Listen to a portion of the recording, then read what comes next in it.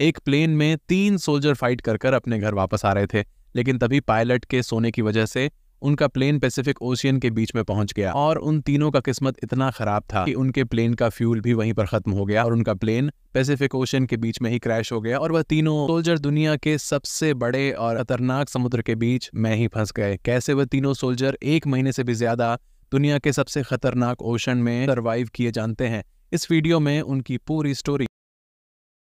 इस कहानी की शुरुआत होती है 1942 से, जब जापान, चीन और जर्मनी के बीच सेकेंड वर्ल्ड वॉर चल रहा था। इसी युद्ध के दौरान जापान ने अमेरिका के पॉल हार्बर में अटैक कर दिया था। यही वजह है कि अमेरिका भी सेकेंड वर्ल्ड वॉर में शामिल हो गया और वह किसी भी कीमत पर जापान से बदला लेना चाहता था।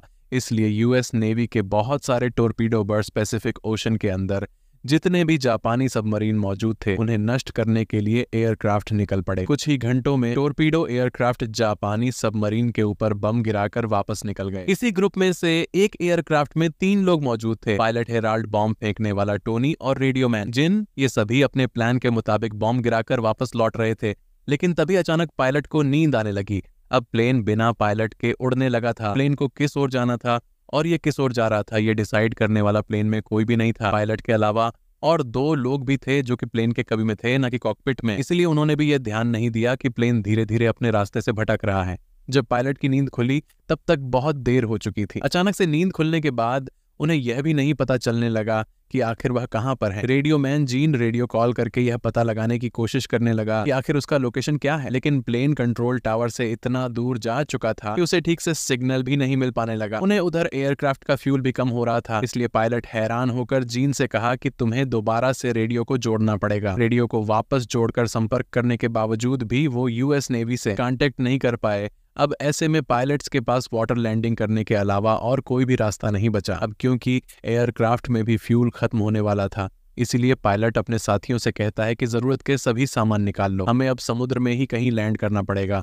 देखते ही देखते ये प्लेन समुद्र में लैंड कर जाता है। लैंडिंग के बाद पायलट का सीट बेल्ट तो खुल जाता है, लेकिन बाकी बचे 2 यूएस आर्मी का सीट बेल्ट जाम हो गया। धीरे धीरे प्लेन में पानी भरने लगा। कैप्टन का सीट बेल्ट खुल चुका था, इसीलिए वह किसी तरह से एयरक्राफ्ट से निकल गए। लेकिन बाकी बचे 2 नेवी ऑफिसर सीट बेल्ट ना खुलने की वजह से एयरक्राफ्ट के साथ पानी में ही डूबने लगे। अब उन्हें एक अंतिम कोशिश करनी थी, पूरे जोर लगा के सीट बेल्ट को खोलने की कोशिश करें या फिर समुद्र के पानी में ही दम तोड़ दें। दोनों ही ऑफिसर ने पूरा दम लगा दिया और फाइनली दोनों का सीट बेल्ट खुल गया और दोनों प्लेन से बाहर भी निकल गए। अगर कोई प्लेन वाटर लैंडिंग करता है तो प्लेन में सफर कर रहे लोगों के लिए राफ्ट होता है। अब क्योंकि ये प्लेन काफी छोटा था लेकिन फिर भी इसमें 3 लोग आराम से बैठ सकते थे।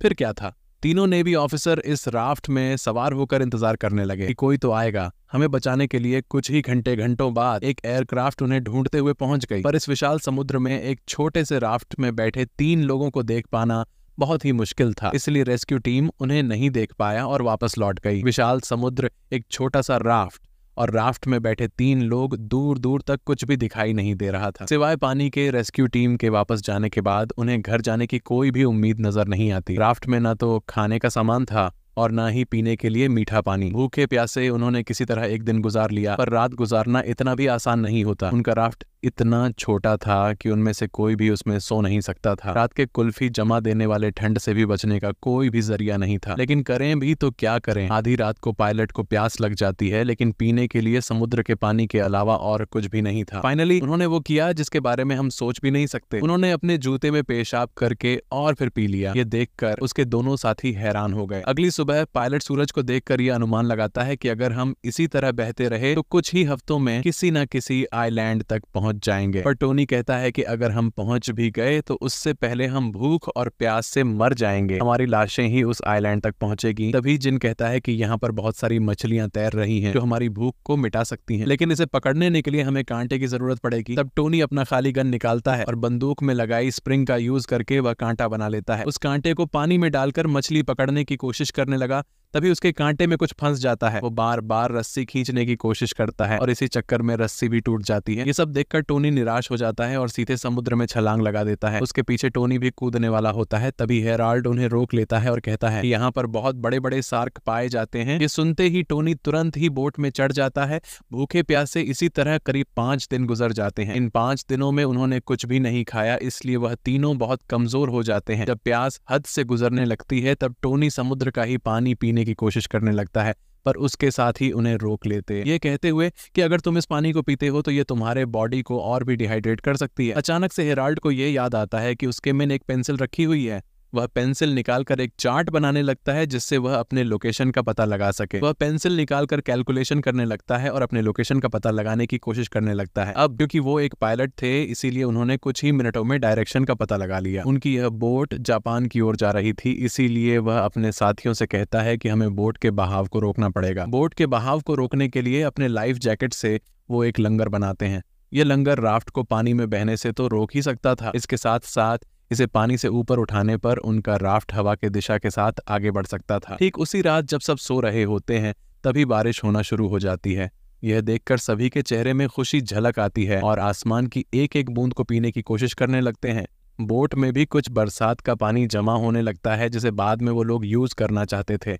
अगली सुबह जिम फिर से मछली पकड़ने की कोशिश करता है पर वह खुले हाथों से एक भी मछली नहीं पकड़ पाता, जिससे जिम परेशान होकर अपनी जेब से एक चाकू निकालता है। निशाना लगाकर एक मछली पर मार देता है। चाकू सीधे शार्क के बच्चे को लगती है जिससे वह एक ही जगह पर घूमने लगता है। तब जिन किसी तरह से उस मछली को पकड़कर अपने राफ्ट में ले आता है और उसे मारकर खाने लगता है। पिछले 1 हफ्ते के बाद खाने के नाम पर वह कच्ची मछली खा रहे थे। इसके बाद उनके शरीर में थोड़ी बहुत जान आ जाती है। कुछ ही देर बाद उनके गिफ्ट के चारों ओर शार्क घूमने लगती है। दरअसल यहाँ पर छोटे शार्क का खून पानी में घुल चुका था। इसी को संगते हुए बहुत सारे शार्क राफ्ट की ओर आने लगे, लेकिन कुछ ही देर बाद सारे शार्क वापस चले जाते हैं। वो अब खाना भी खा चुके थे, बरसात का पानी भी पी चुके थे, लेकिन जैसे जैसे दिन बीतता गया धीरे धीरे फिर से वह कमजोर होने लगे। एक रात जब जीन पानी में हाथ डालकर बैठा होता है तभी एक शार्क उसके हाथ पर हमला कर देती है, लेकिन उनकी किस्मत शायद अच्छी थी, उन्हें ज्यादा चोटें नहीं लगी।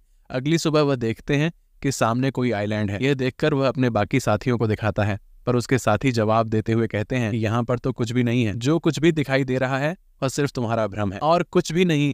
इसी तरह करीब 15 दिन गुजर जाता है। उन्हें फिर से भूख लगने लगती है। तभी जिन देखता है कि उसके बोट में एक पंछी बैठा हुआ है। वह अपने पैकेट से गन निकालता है और उस पक्षी को शूट कर देता है। घायल पंछी समुद्र में गिर जाती है। अब राल सीधे पानी में कूद जाता है उस पंछी को वापस लाने के लिए। तभी एक शार्क भी उसके पीछे आ रही होती है। वह जल्दी जल्दी अपने राफ्ट की ओर आकर बैठ जाता है और शार्क उसके बोट के नीचे से निकल जाती है। 10 दिनों बाद उनके पास फिर से खाने के लिए खाना होता है। जैसे जैसे वह इस विशाल समुद्र में दिन गुजार रहे थे वैसे वैसे वह अपने दिमागी हालत भी खोते जा रहे थे। सभी को अजीब अजीब सी सपने आने लगे। इसी तरह करीब 30 दिन गुजर जाते हैं। इस 30 दिनों में उनका शरीर इतना कमजोर पड़ जाता है कि बोलने की भी ताकत नहीं बचती। ठीक उसी रात फिर से बारिश होती है और फिर से उन्हें पीने के लिए पानी मिल जाता है, लेकिन यह बारिश अपने साथ एक बहुत बड़ी तूफान लेके आया था। इस तूफान में उनकी बोट पलट जाती है। किसी तरह से तैरकर वह उल्टी बोट पर ही बैठ जाते हैं और किसी तरह से वह इस भयानक तूफान से बच निकलते हैं। रात भर तूफान से लड़ने के कारण वह लोग इतना थक चुके होते हैं कि वह बोट के ऊपर ही जिंदा लाश की तरह सो जाते हैं और अपने घर परिवार को याद करने लगते हैं। टोनी अपने घर वालों को याद करते हुए कहता है, मैं इतनी जल्दी हार नहीं मानने वाला, क्योंकि मेरी बहन मेरा इंतजार कर रही होगी। उसकी तो अभी तक शादी भी नहीं हुई, उसकी शादी भी तो करवानी है। इतना सब कहते ही टोनी उठक बैठ जाता है और अपने हाथों से पानी को काटते हुए बोट को आगे ले जाने की कोशिश करने लगता है।